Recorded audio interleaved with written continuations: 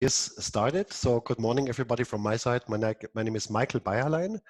I'm working for Margin's team. It's work package 9, task 2, and I'm part of the testing team, kind of a subtask leader to that. So before we actually directly jump into the topic, I want to draw your attention to some thoughts that most of us actually could have come around. And I'm doing that while I'm disable my video and I go to presentation mode, the slide set. And I hope you are able now to see the slide set. Is that true? Can I have a short confirm? Okay, I got a thumb from Omar. Thank you. So, okay. Yeah. So I want to start with some with some thoughts that one or the other of you actually might have come across. So the question is actually, why are we doing this? So why should we use a tool like SonarQube? So independent on the role you are, and for example, as a software engineer, you're doing really a great job and you are working hard on your enhancements, on your new functionality. But if you sit there down and think, okay, now before I want to merge the new code to the master, so my branch to the master branch, so did I really do the right things? Didn't I just add complexity? So is the code still easy to maintain? I added many new functions, new methods, but hadn't it been better to use the functions already provided in the library?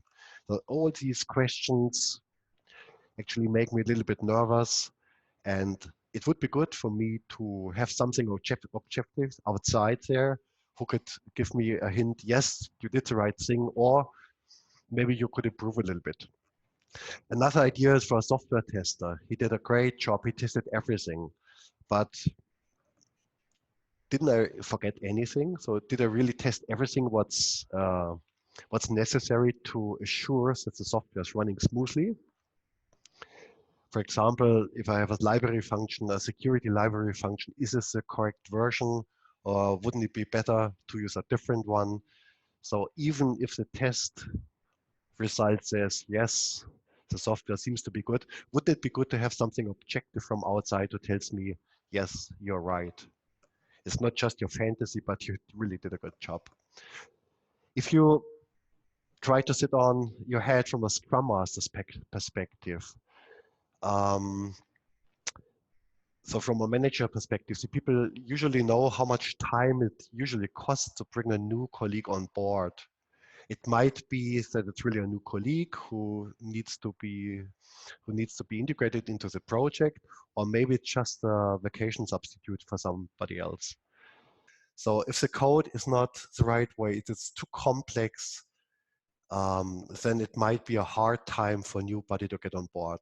So for example, if somebody works since weeks on a very complicated function, and it is very complicated, but if you sit down and look at at your code, it could be really pretty deep with those ifs and else constructions. So the code's moving to the right-hand side and is complicated, but it works. Yes, you did a great job, but isn't it just too complicated? Wouldn't it be good to have something out there who tells you, come on, yes, it works, but please go one step back and try to make it a little bit easier. And finally, a very easy question for project manager. It's now deadline to pass over my service to the DevOps. Is the quality of the code good enough for me? So, and I'm sure that one or the other actually had the same or similar thoughts over the last months and years. So this webinar is intended actually to answer all of these questions, and we tried to follow and answer these goals. So is there something out there that can help me to check and track the quality of the software? The answer to that is easy. Yes, there is something out there. It is SonarQube. But how exactly can SonarQube help me? So is it complicated? Do I have to waste a lot of time until it gets up and running, or is it easy? Those things are getting answered during this webinar here. Another important question is, there might be many people out there who are already aware of SonarQube and want to use it, but just don't have time and resources for it. It might be, it's usual actually in the Giant community that some of the development teams are pretty small grouped. So it might be just yourself and your buddy, and you have a damn lot many things to do. And you just have downtime to set up SonarQube, although you know it would be great to have something that could help you here. So the question here is there something who could help you, assist you getting SonarQube working for you? And also this question will be answered positively during this session here. But first, let's go a little bit to SonarQube directly. It's a very rough overview about the functionality. So SonarQube is web-based, and it's just there to do its job, to measure and analyze the quality of your source code. That's a reason for SonarQube. That's a reason why Giant have it. And that's the reason why Work Package 9 T2 provides SonarQube as a tool for you. The good thing is it's a Giant tool and it's accessible and usable by everybody throughout this Giant community. And SonarQube is not a standalone tool. That means you don't have to adapt your code complicated way to get the results reported by SonarQube. It can be integrated in many standard ways and tool landscapes. So for example, it can easily be integrated into continuous integration with Bamboo. It can be integrated with a variety of build tools like Gradle and Maven. And it also can be integrated with a variety of repositories. And we, from a Giant perspective, we recommend to use Bitbucket in this sense. From a functional perspective, one of the most cool things and most important things is the quality gate that SonarQube provides to you. So the quality gate is basically just a statement to say, well, your service is good enough and it passes the gate or it fails. So it's just a yes/no question. And it's based on a variety of rules associated with thresholds. So for example, one rule could be the quality gate only allows this passing flag of your service if there is definitely no critical or no major defect in your source code. So if you take the set of rules and combine all the different rules and thresholds together, you will be able to see at a glance whether the quality of your service of the project is good enough or not. Luckily, SonarQube provides you with a standard quality gate. And to be honest, we were never in the situation so far to customize it. So the quality, the standard and default quality gate is good enough to fulfill the usual needs out there. But if the results that the standard quality gate spits out isn't good for you, you can go into the quality gate pretty easily, customize it as you will. So add or reduce the number of major issues that your project may accept, and then go along with your own quality gate.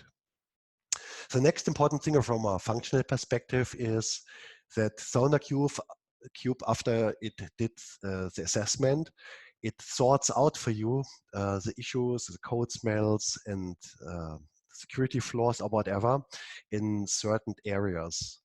So it's sorted by reliability, security, maintainability.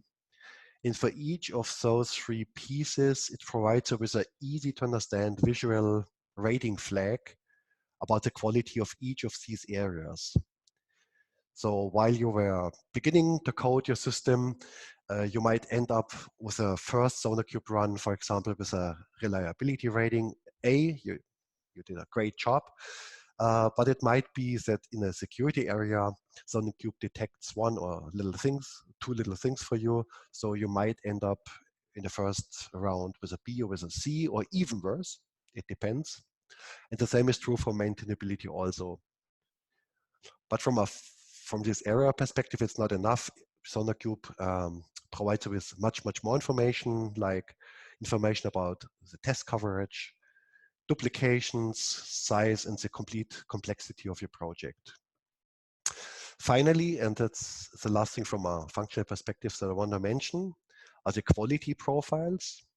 And the quality profiles, it's a set of rules again, but in this case, for each programming language. So for example, if you have a Java project, there is a quality profile for Java, and it's basically a big set of rules again.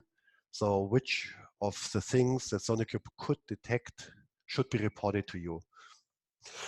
So there are also some default profiles SonarQube comes along.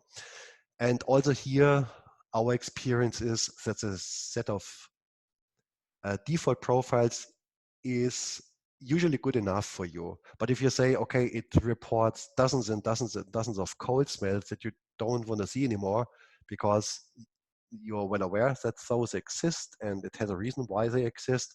So actually you could go into any of these quality profiles, activate or deactivate any of those rules. It deserves a little bit of training because the quality profiles is pretty complex and it comprises usually a couple of hundred rules. So you should be aware what you're doing, what you're activating and deactivating here. So now I think it's enough from a theoretical perspective.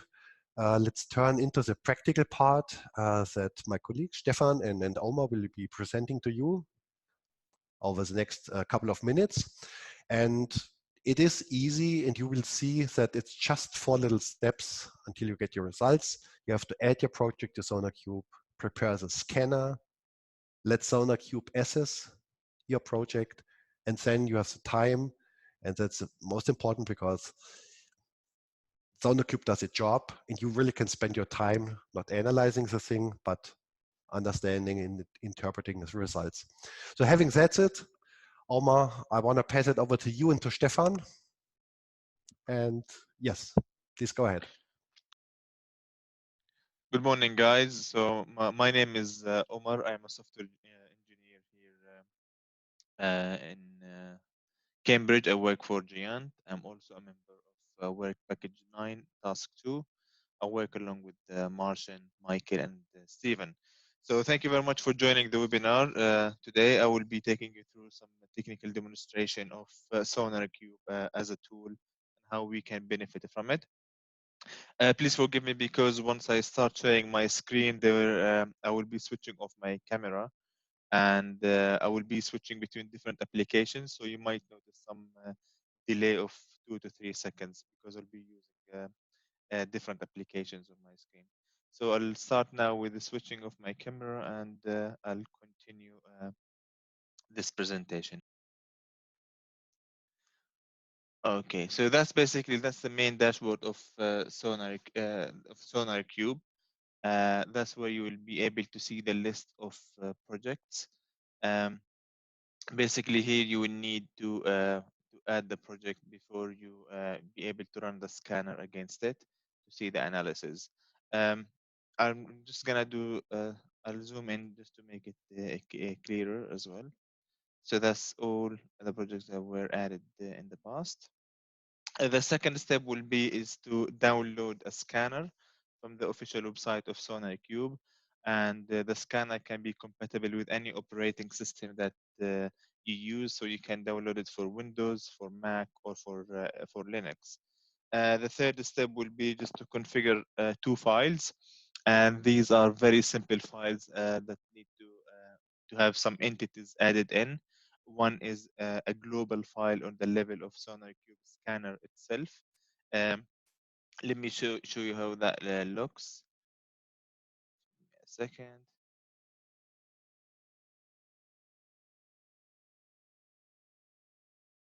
So that's the first file here that we talk about. It's the properties of the sonar scanner itself. As you can see at line 5, you will need to add the URL of the sonar instance. That's the one we use here in the community.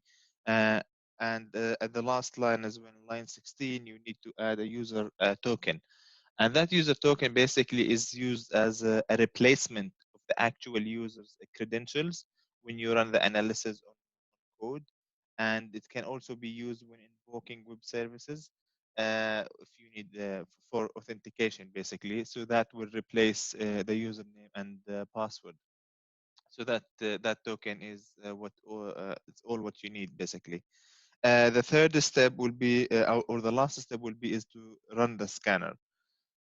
So before we run the scanner, how do we make sure that the sonar scanner has been installed and set up successfully on our machine?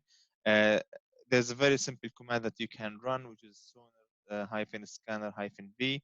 It will look like this, as you can see in my shared screen. Let me run it through in the command line here. Okay, just want to make sure that the screen, as I said, because I'll be switching between different applications. If you give me a minute just to make sure this is shared.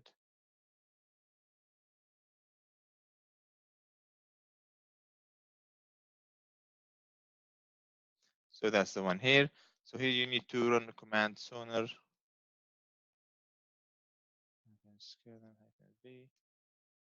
and that will provide all the information of the scanner that was installed on your machine. So this demonstrates that it's set up successfully. So the last step will be to run the scanner on the code that you have or on your own project, and that's very straightforward command. So let me show you how that will look like.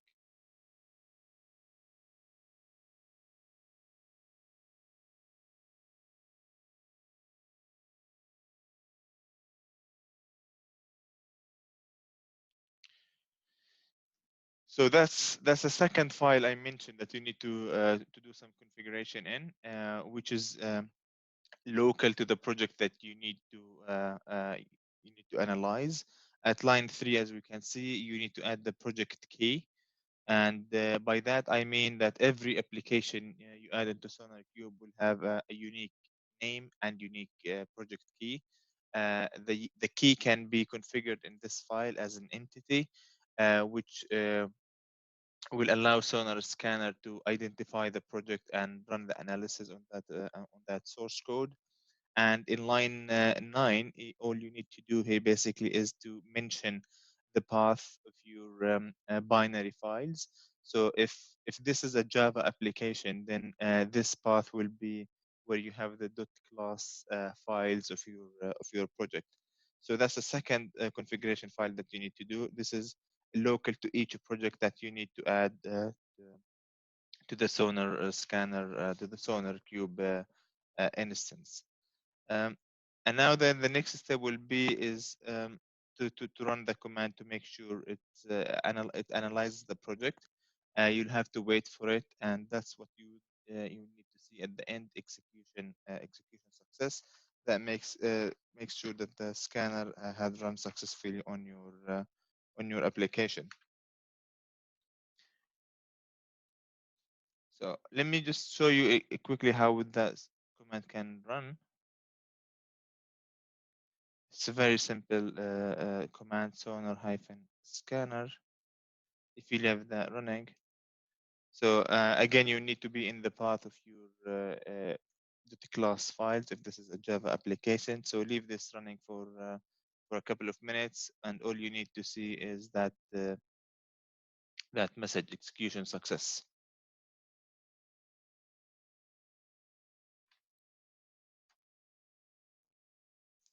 So yes, as you can see, it's really simple. It's straightforward. Just follow four steps to add your project to Sonar Scanner. And by project, I mean it's a container of the source code, the name of the project, and the project key. So make sure these values are unique. So now let's go back to the dashboard. That's where the analysis can be displayed and where you can really benefit from SonarQube. So as I said in the beginning of this demo, that's a list of all the projects that have been added. And for the sake of this webinar, we have an application that I would like to discuss with you, which is Looking Glass service. And let me start by clarifying something that this is an old project with old run on of the scanner. So that was done almost a year ago, and it doesn't reflect the current status of Looking Glass. I'm just using it now in this webinar to provide some examples of looking issues and some bugs and some vulnerabilities. So this is just for demonstration sake, so it doesn't really reflect the current status of this project right now. So Looking Glass, here as you can see, according to the quality gate, it says that it has failed to go to production. So what does that mean? Basically, this means that the quality gate that we have set up for this project means that this application cannot go into production. So what is a quality gate? Quality gates are used to enforce quality policy in the organization and within the software team. So they are meant to answer one simple question, which is, can I deliver this project to production or not? And within a quality gate, you will need to create some rules, and you will have to change some thresholds, and those are Boolean conditions, which can define the measurement of your application, whether it passes or it fails the thresholds that you create. Um, so basically, if the project meets or exceeds these thresholds, then it passes the verification, and then it can go into production. If it doesn't pass or if it doesn't meet these thresholds, then it will fail. So this is a very good indication of the quality of your source code. This right here at the top, you can see those 4 tabs, which will have the reasons why your application fails. So these are 3 blocker issues. 3 is greater than 0, hence this application failed. So let's click on it and see why it failed. On the left-hand side of the panel, you will be able to see the filters, which you can drill down through. Those filters can be used by issues or by effort. By issues, this will highlight what the issues are, their severity, whether they are blocker issues, they are or critical, major, minor, or even information. You can also use the effort tab. This tab will overview, will provide an overview of how many minutes you will need to spend on each severity issue to fix the bug or the vulnerability in your source code. So these are really handy, so you can choose which one to use. So if you use the first option, issues, and if you click on the blockers, just to see what the blocker issues are. So there are 3 of them. On the right hand side here, you'll be able to see the name of the file where this issue is occurring. And also you'll be able to see at which line it occurs. So in this case, this is occurring at line 17. You can also see here next to it when this scanner was run last time on that file. So as I said, it ran on this application last year. Here you will have some other options, such as if you want to assign this bug basically to one of the engineers in your team to have a look at and to fix it. You can also change its status from open. Yeah, you can change the status that the bug from open to either resolve as fixed, resolve as false positive, or resolve as won't fix. So as I said, as I have just shown you now, if you click on it, it will be able to show you what the file is and where this error is occurring. It will be underlighted in red, so where you can see it here very clearly. And that's issue 1 out of 3. So let's go back. Here it will also be able to show the name of the developer that created this file, and that will show exactly like the first tab here at the top. So if you go back to this panel on the left-hand side, you can see that we have 6 critical issues. So again, this will display the file name here at the top, when the scanner ran, and which line this is happening. And you can also see the developer name. So in case if you have developer who created this project and run the analysis, that will be displayed here. Okay, so if we go through the measures, that's a very important tab here. On the right hand side, you will see a code of 5 letters, basically starting from A to E. A is the very best, that's what we would like to aim for. And E is really the worst one, which we should be avoiding. So it's really depending on the number of issues that the source code has, then this will be highlighted next to it. So let's go through the reliability. And it's really worth mentioning that each tab here will have two sections. The top one will be displaying results that occur on the new code when the sonar scanner was run last time. And at the bottom here, you will see the quality of the code in an overall perspective. Um, so as you can see here, we have a rating of C, which means that there's at least one major bug, which is here, and that would need about 5 minutes of analysis, so 5 minutes of effort in order to fix this issue. And overall, we have 3 bugs, and those 3 bugs will need an effort of 30 minutes to be fixed. On the right-hand side here, there's a very good visual representation of the history of the code and what's really being happening in terms of the technical debt as well. If you go down to the security tab, this will also show as 0 vulnerabilities. So we have no vulnerabilities here, which is really good as in the new code. That's why we have letter A in green. So this means that we have no vulnerabilities. But overall, we have a rating of B. B means at least we have one minor vulnerability. So we have 3 vulnerabilities that need 30 minutes of effort to be fixed.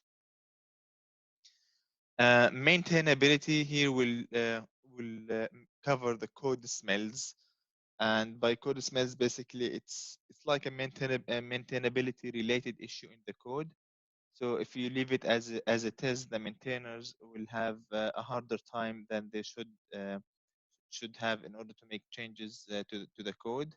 So at worst, they will be so confused by the state of the code that they will introduce additional errors as they make these changes. So that's just to show how maintainable your source code is.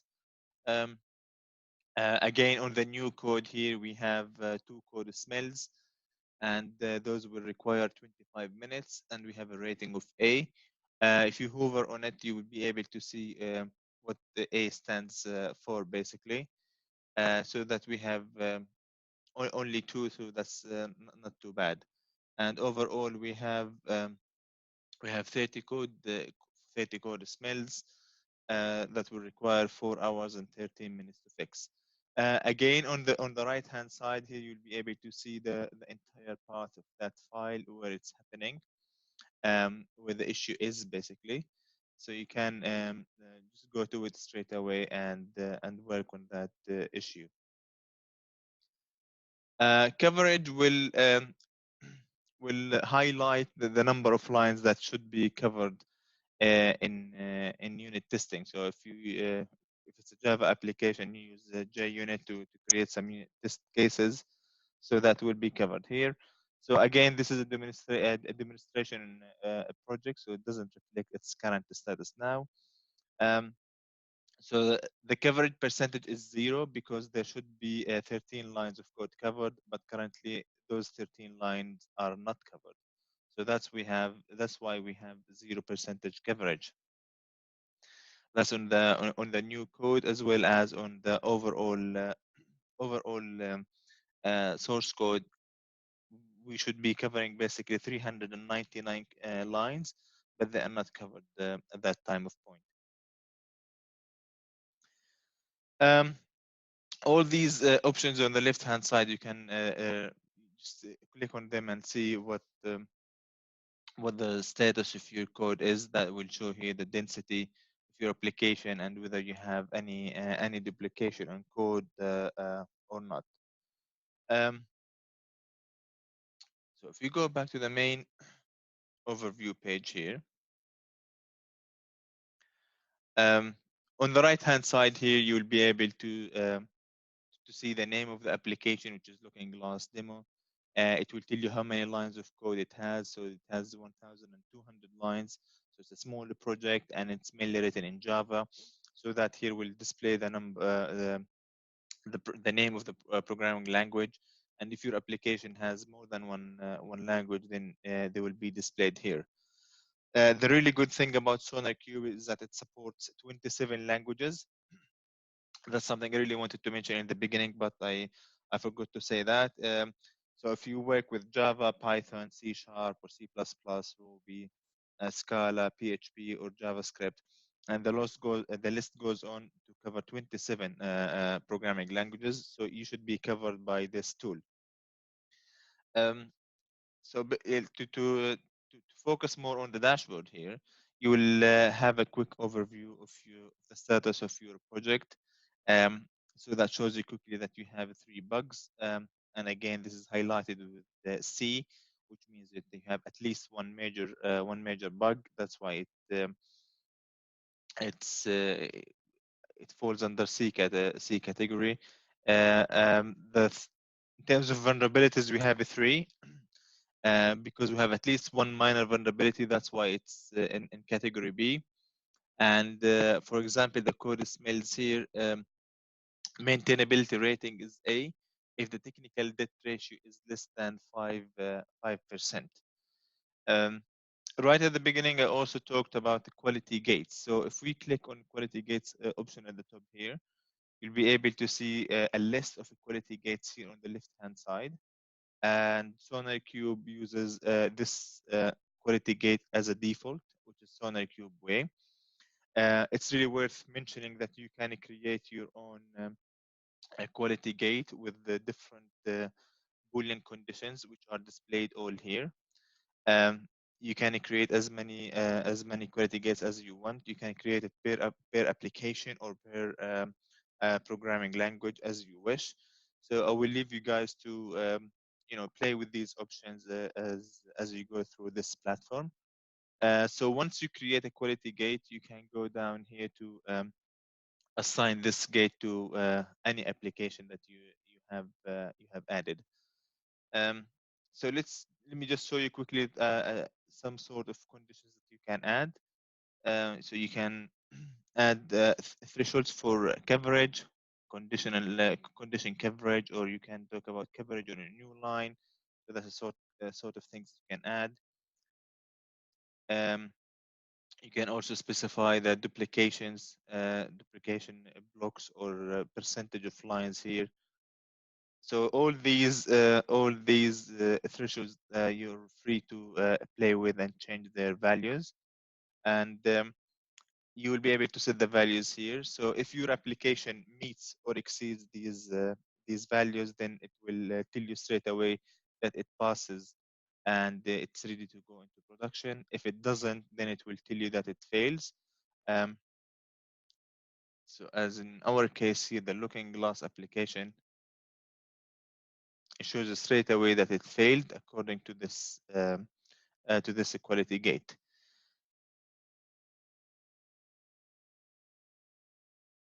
Also on the right hand side here, you'll be able to see a historical view of this application when the first time the scanner was run, and when the scanner run again, it will show you what has changed, whether it has become a it has better results or even worse from the initial run.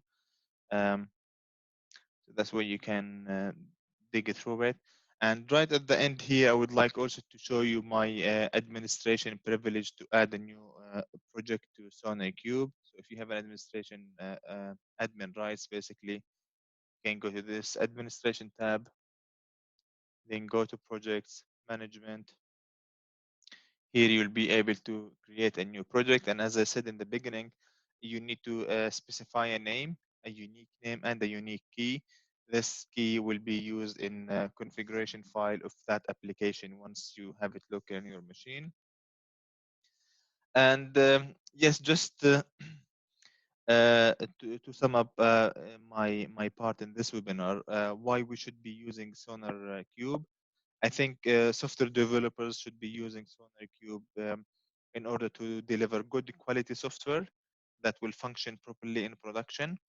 And also, it's important for self-development, as you will be learning from your mistakes as you go by. And yeah, let me just as well emphasize that this tool is really simple to use and very easy as well. All you need to do is just to follow 4 simple steps by adding a project to the SonarQube instance to the main dashboard as I've been showing you here. You also need to download the scanner locally on your operating system, whether it's Windows, Mac, or Linux. You will find the compatible one. And there are 2 files that you need to configure. One is a global file for the sonar scanner itself, where you need to specify um, the, the user token for to replace your username and password, and the link to the main dashboard. The other file is local to each application. And then finally, you need to run the scanner and then just go back to the main dashboard, log into to this instance, and then you will be able to see the results of your application. So it's really simple, really straightforward to go through. You can benefit from it, and yes, it's really and highly recommended. So thank you very much, guys. I think now I've come to finish my demo part, and I'll hand you back to my colleague Michael. So let me stop sharing my screen now.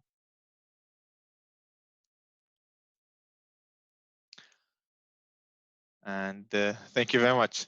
Yeah, hi, it's me again. I hope you will see my slide again. Yes. Okay, thank you. So thank you, Omar. Thank you, Stefan, for the practical part.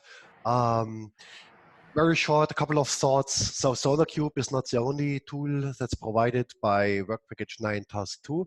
So it's actually in a set of tools that we're going to provide for the development community.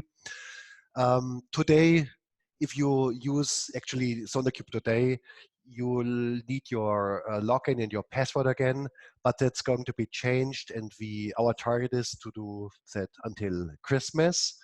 That it is also associated with this federated identity. So if you're just logged into your Giant space, that you don't need a separate login for that. And more importantly is that we're going to change the version of SonarQube. The current version is the so-called Community Edition. It does provide many, many things, as you have seen from Omar, but it gets even better. So we are going to change. We've decided to go to the Developer Edition. And the advantage of the Developer Edition is that the integration pieces into continuous integration and into the repositories are much, much higher. So for example, when the thing is set up, you don't need to download the project before you run the scanner. Our understanding is that it can be directly done from within the repository, and you can set up a continuous inspection the time scale, so when SonarQube is supposed to run in combination with Bamboo. I promised you to answer the final question on today's goals, and that is, if you are willing and you definitely want to use SonarQube, but you just don't have the resources for that, and is there something out? Yes, there is something out, and somebody who would help you. So Work Package 9, we from our team, we've built 4 different services that we are happy to offer to you. And as we go the list down, so the first service is pretty easy and simple. And the more you go down, the more resources will be used by ourselves, and the more complex is the service we are going to provide. So starting with the first one, it's just that we kickstart you basically. So we take a project, we set that up in SonarQube, And if you're experienced, you might do the job by yourself. You might be pretty handy with all these quality gate rules and quality profiles, and you want to play your own game. Yes, please do it. We set it up for you. It's pretty easy. The next two services, so the second one and the third one, are supposed to be our standard services. So the second one is the SonarQube review, the standard review. So we also add your project to SonarQube. We run it for you, and we compile the output, what you've seen from Omar and Stefan now, into a management report. So it might be a situation that your management says, where are we standing with our project? That's one of our services that we're going to offer. The third is a little bit more complex. We basically do the same things as in the second service, but we reconfirm everything what SonarQube spit out and do an intensive manual analysis based on our subject matter experts. We are also going to compile the thing in a report, but we will be able to drill down into the potential issues much deeper than from a standard automated review. And finally, and that's a special service from us, if it is needed and desired, we also have the ability to do a complete review, really manual without any SonarQube usage, but that consumes time, that consumes resources, and we expect that it won't happen too often. There might be situations where it's required, but we are pretty sure that with our service number 2 and 3 that we offer, you're pretty much set, and we are in the situation to help you out.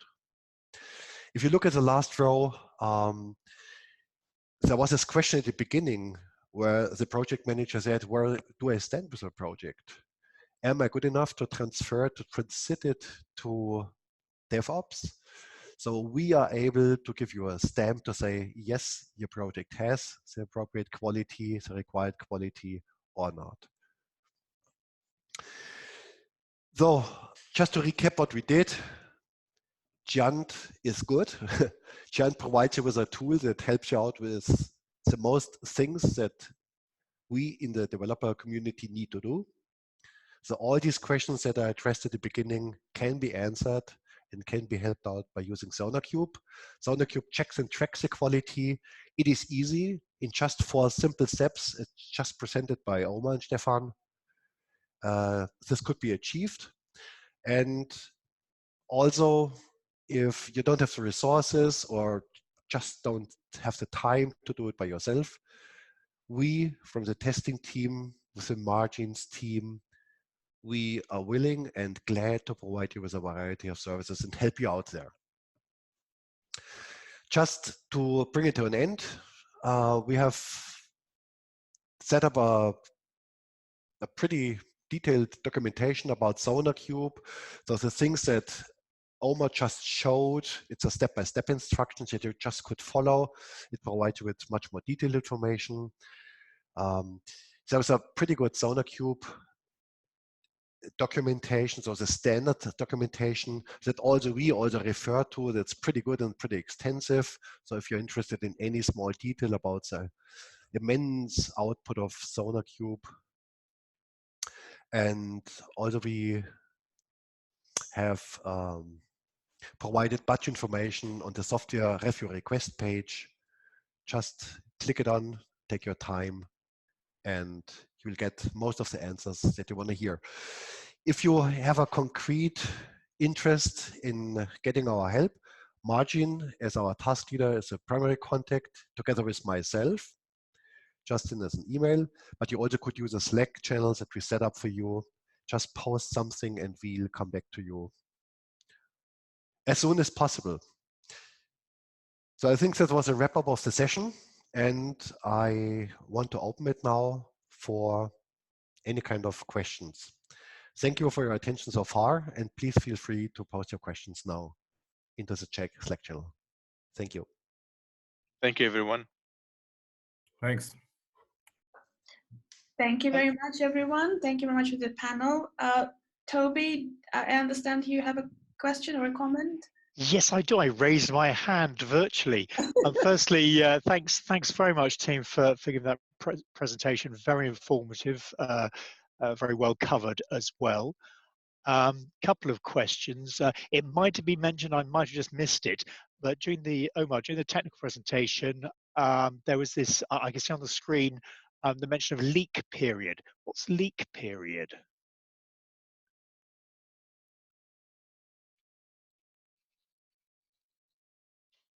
Or Hello, anybody? Toby, can you hear me? Oh, yes, I can hear you now. Yeah, yep, I can hear you now. Lovely, thanks, yeah. If you give me just a minute, I need to go through that again, if that's okay. Yeah, sure. Just while you're doing that, kind of if I can still be heard, but just a general remark, which I should have begun with. I thought, as a non-developer, that looked very intuitive and very straightforward to use. So good choice of tool to all those who were involved in selecting and deploying it. I think the leak period is about specify the criteria in terms of time when of a time frame when the recent code was added. Right. Okay. Thanks. Thank you. Okay, thank you very much. Thank you, Toby. Thank you, Omar. We've got a question from Stefan. Stefan is interested in getting his project added and a question to be contacted. I kind of wanted to raise that point as well, make this comment. So if anyone wants to use SonarQube, and because Omar, you mentioned that you need to create a project or add a project, and for this you need to have an admin access to it. So if anyone wants to start using SonarQube and they need to add their projects, they need to get in touch with yourselves. Yes, please use any of the contacts I was presenting at the last slide. It's either myself or Martin, or just use this Slack channel. It should be open for everyone. And we come back to you and we help you getting your project into SonarQube. Okay, and I also have one more question just to clarify. You mentioned that the new version of SonarQube specifically for software developers edition, so to speak, will become available next year, and there will be changes as to how easy and more accessible it will become for people. Is there a timeline for this? I know you mentioned it's early next year, but I presume you will communicate when that becomes available, but is there any indication as to when it's likely to happen? Yeah, I think we need Martin for that to answer that question, because he has an overview about his complete world. Thank you, Michel. At first, I would like to thank you and Stefan and Omar for this really exciting and, well, informative presentation and live demo. Thank you very much. So coming back to Irena's question, the software tools team has been working intensively last weeks to update the whole software tool stack with the federated identity. So SonarQube is on the list of this update. And well, our target is to finish, to update the SonarQube to the developers edition and to add the support for the federated identity this year, which means in practice before the Christmas time. So I hope that it will be met, but yeah, this is the plan, the timeline for updating and actually for making the new version available to the whole of the Xion software community. Thank you, Martin. Toby, I can see a raised hand. Have you got another question or comment? No, I guess I probably just didn't put my hand down. Hang on, let's see. Oh, yes, there we go. There must be. Oh, here we go. Lower hand. There we go. All correct now. Just wanted to make sure. I don't know if anyone spotted a comment in the chat room from Branko about the term leak period, which provides further explanation.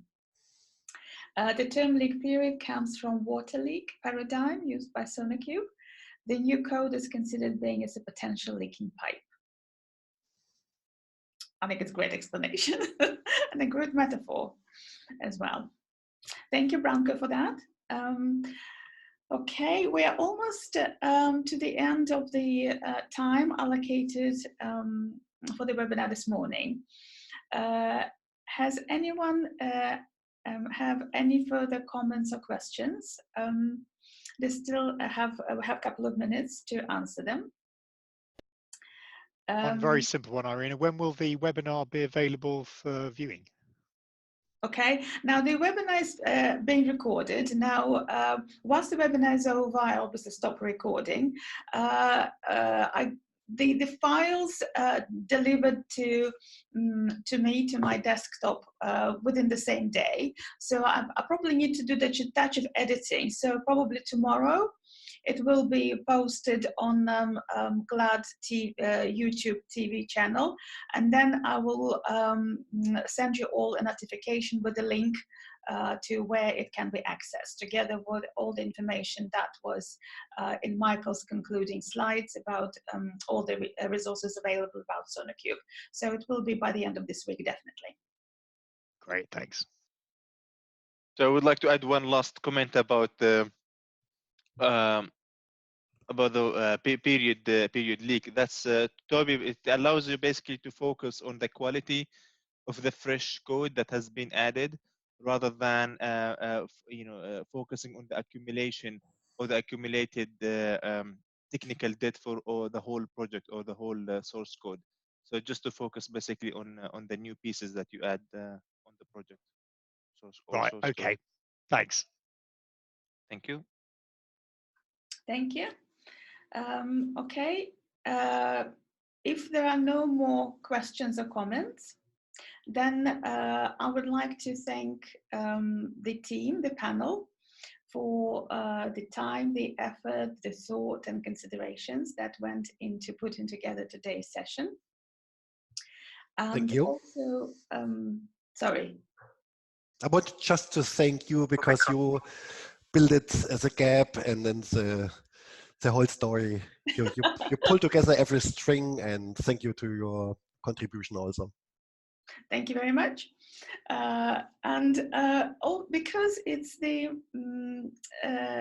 last webinar this year, I would like to thank everyone who took part in preparing and delivering the webinars, and to the audience. And also to say that it's a great opportunity for us collectively to share knowledge, to get to know what support expertise is available within the project. And it's not only about getting to know the subject or the content of the tools, it also, I think, gives us an opportunity to meet, even in the virtual space, even if it's in a virtual space, to meet people behind the projects and tools and that knowledge. And that, I think, is enormously important in building the connections and networks of support and bringing the whole, creating the cohesion within the community.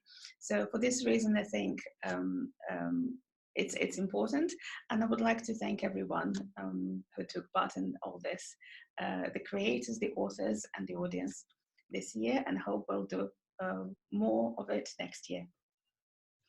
Thank you, Irina, and thank you everyone for your for attending this webinar. Thanks everyone for attending. Thank you everyone, and saying goodbye and have a good day. Bye-bye.